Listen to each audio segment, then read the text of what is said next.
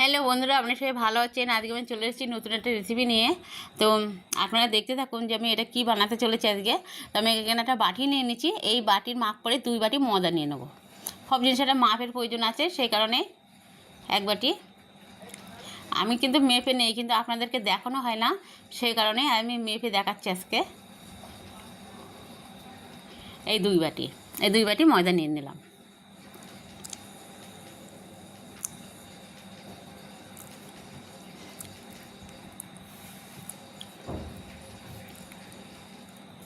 এবারে 2 বাটি ময়দা তো নিয়ে নিয়েছি। এবারে প্রত্যেক জিনিস কিন্তু আজকে মেপে দেওয়া হবে।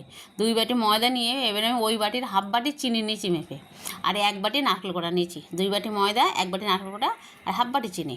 তো এখানে পরিমাণ মতো লবণ দিয়ে দিচ্ছি এখানে।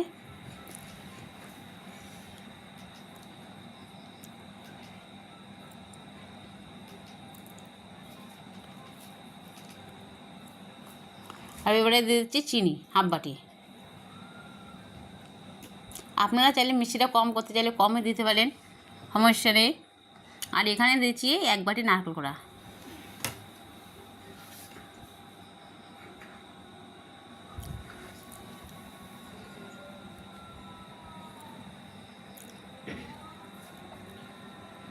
আর এবারে দিয়ে দিচ্ছি 2টো ডিম।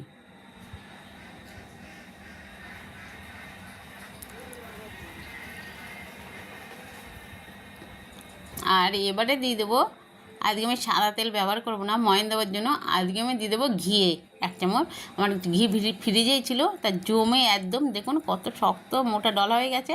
তো এই এক চামচ তো ঘি না, এখানে কিন্তু 2 চামচের ঘি, কিন্তু আমি সেটা এটা জমে গেছে। কিন্তু ওই যে একটা শুনেছি এটা 2 চামচের বেশি, সেটা কম না।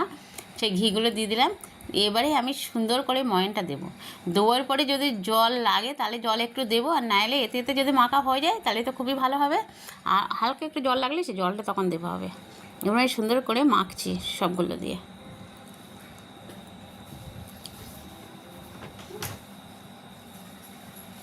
এ দেখুন মেখে নিচ্ছি। এবারে অল্প একটু হালকা জল দিতে হবে, সেটা আমি দিয়ে ছড়িয়ে নিচ্ছি সামান্য একটু।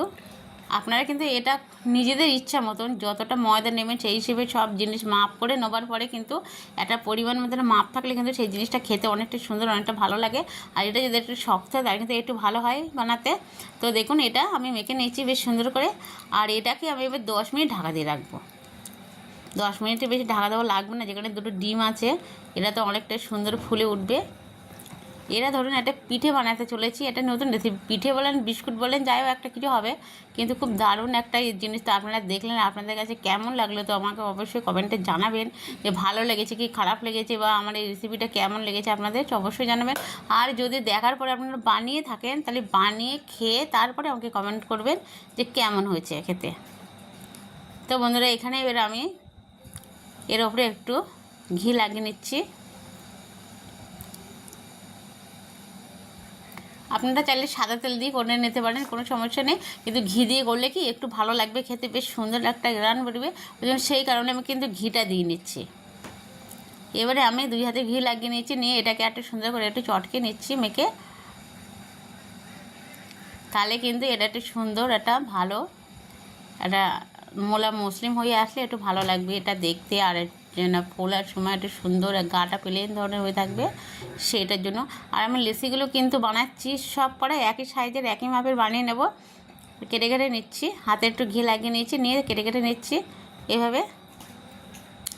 এখানে কিন্তু কোনো আটা ময়দা ব্যবহার করা যাবে না এগুলো ছাড়াই। তো আমি লেচিগুলোকে একটু হালকা সামান্য একটু ডিজাইন করব, আর এইগুলো সব এই মাপেই করে নেব।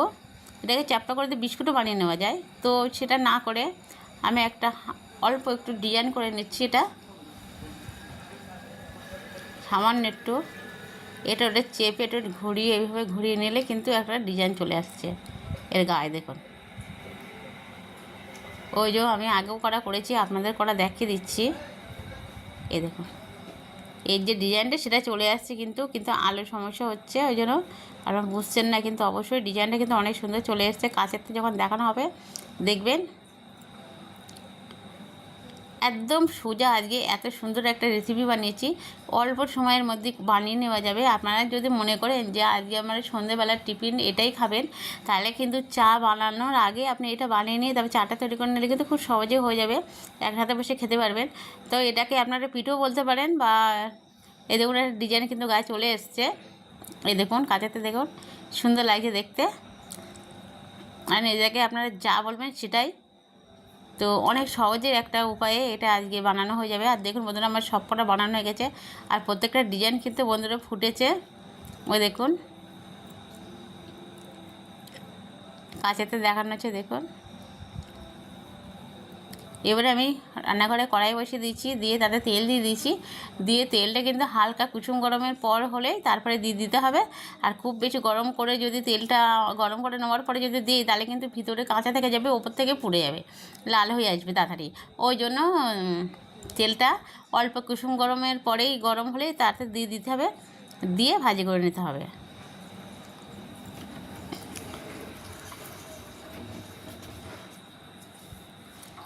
দেখুন বন্ধুরা কতটা সুন্দর হয়েছে। এবার আমি একটা দিয়ে দেখছি, দেখুন দেখেছেন কেমন হচ্ছে, ঠিক এরকম তেলটা থাকবে, ঠিক এই হিসেবে দিয়ে ভাজি করে নিতে হবে। তো আমি যতটা বানিয়েছি এইগুলো একেবারে ভাজি করা যাবে না, তো বন্ধুরা আমি এইটা দুইবারে ভাজি করে নেব। একবারে কিছুটা দিয়ে দিচ্ছি আর একবারে দিয়ে দেবো। এটাকে কিন্তু চামচ খুন্তি দিয়ে নাড়া দেওয়া যাবে না, একটু হালকা করে একটু নাড়াচাড়া দিয়ে নিতে হবে, যেন দেখতে হবে নাড়াচাড়া দিয়ে যেন কোনোটার গায়ে কোনোটা জড়িয়ে যাচ্ছে কিনা। তো যাবে না, তারপরেও একটু সরিয়ে দিলে জায়গাটা একটু ক্লিয়ার হয়ে যায়, আরও কিছুটা দেওয়া যায়, সেই কারণেই ওগুলো একটু সরিয়ে নেওয়া হচ্ছে। আর কিন্তু এটা দেওয়ার পরে কিন্তু আর একটু গ্যাসের এটা কমিয়ে দিতে হবে, আস্তে আস্তে কিন্তু এটা লাল হতে দেবে। আর এত মচমচে এত খাসতে হবে। এই যে বন্ধুরা আমি যে ঘিটা দিয়েছি তার মধ্যে তো ডিম দেওয়া আছে, তারপরে নারকেল করে দেওয়া আছে, তো এতটা সুন্দর একটা খেতে আজকে লাগবে তা আপনারা ভাবতেই পারছেন না, না খেলে তো আপনাদের বোঝানো যাবে না। আর ঘিটা দেওয়ার জন্য কিন্তু দারুণ একটা মচমচে হবে এটা, এই ভাজাটা। তা অবশ্যই করে আপনার ঘি দিয়ে যদি বানিয়ে থাকেন, তাহলে আমি যা বলছি একদম মিথ্যে না, প্রত্যেক কথাটাই সত্যি। একবার বানিয়ে দেখুন। আর এই দেখুন বন্ধুরা আমি উল্টে পাল্টে কিছুটা ভাজা করে নিয়েছি, বেশ লালচে লালচে করে সুন্দরভাবে ভাজা করে নিয়েছি, বেশ সময় লেগেছে। এখনও কিন্তু গ্যাসের জোরটা কমানো আছে, কিন্তু খুব বাড়ানো নেই, আপনারা তো ফুটছে দেখেই বুঝতে পারছেন। আর প্রত্যেকটা কিন্তু ডিম দেওয়া আছে, তার জন্য কিন্তু ফুলে উঠে এটা ফেটে ফেটে গেছে, কিছু কিছু ফেটে ফেটে গেছে। দেখুন এটা কতটা সুন্দর। এই ধরনের কিন্তু একরকম বিস্কুট কিনতে পাওয়া যায়, সেটাও আপনারা বলতে পারেন, আবার একটা পিঠেও বলতে পারেন এটা।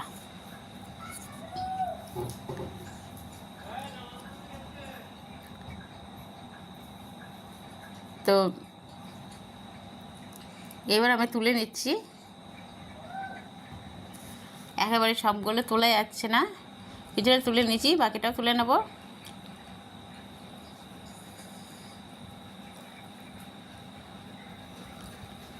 আবার বাকিগুলো তুলে নিলাম। দেখুন বন্ধুরা কতটা সুন্দর ভাজা হয়েছে, সব কটা একইভাবে হয়েছে। আর যে বাদবাকিগুলো আছে সেগুলো আমি এইভাবে দিয়ে ভাজি করে নেব, তো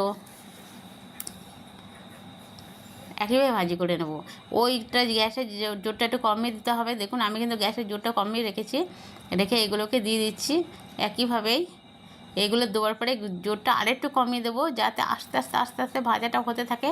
এদিকে ভিতর থেকে ভাজা হয়ে আসবে, ওপরে খাস্তা থাকবে, মসমস করবে, আর ভিতরে নরম সুন্দর, খেতে যেরকম হয় ঠিক সেরকমই হবে বন্ধুরা আজকে। তা এত সুন্দর একটা রেসিপি অবশ্যই আপনারা মিস করবেন না। দেখুন বন্ধুরা আমার ভাজা এটাও প্রায় হয়ে গেছে, এই দেখুন হয়ে গেছে প্রায়, না এটাও হয়ে গেছে। এবারে এটাকেই তুলে নেওয়া হবে, এই দেখুন তুলে নিচ্ছি। দুইবারে আমার ভাজা হয়ে গেছে। আর এর চেয়ে যদি বড়ো পাত্র আপনারা বসান, তাহলে কিন্তু একেবারেই আপনাদের সবগুলো ভাজা হয়ে যেতে পারে। তো আমি বড়োটা বসাইনি, বড়োটা বসালে কিন্তু ওই যে তেলটা আরও অনেকটা লাগবে বন্ধুরা। যদি কড়ার গায়েগুলো জড়িয়ে যায় কিন্তু তলায় পুড়ে যাবে, একটা কালার দাগ হয়ে যাবে, সে কোনো ভালো লাগবে না দেখতে। এই দেখুন বন্ধুরা পুরোটাই হয়ে গেছে ভাজা, আমি সুন্দর করে প্লেটে সাজিয়ে দিয়েছি। দেখুন কতটা সুন্দর লাগছে বন্ধুরা দেখতে, আর কতটা ভালো লাগে, কত সুন্দর একটা কালার হয়েছে দেখুন। আর এরপরে আমি ভেঙে অবশ্যই করে দেখাবো কত সুন্দর মচমচে হয়েছে আর কতটা খাস্তা হয়েছে।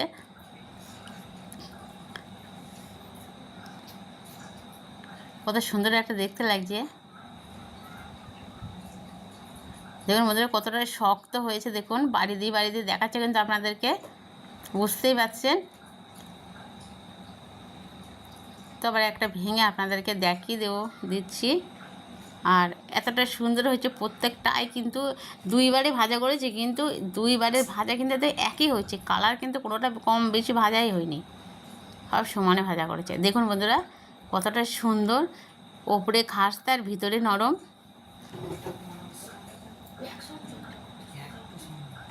কত মজার একটা খাবার দেখুন আজকে। তো আপনাদের যদি অবশ্যই ভালো লেগে থাকে তবে লাইক কমেন্ট শেয়ার অবশ্যই করবেন।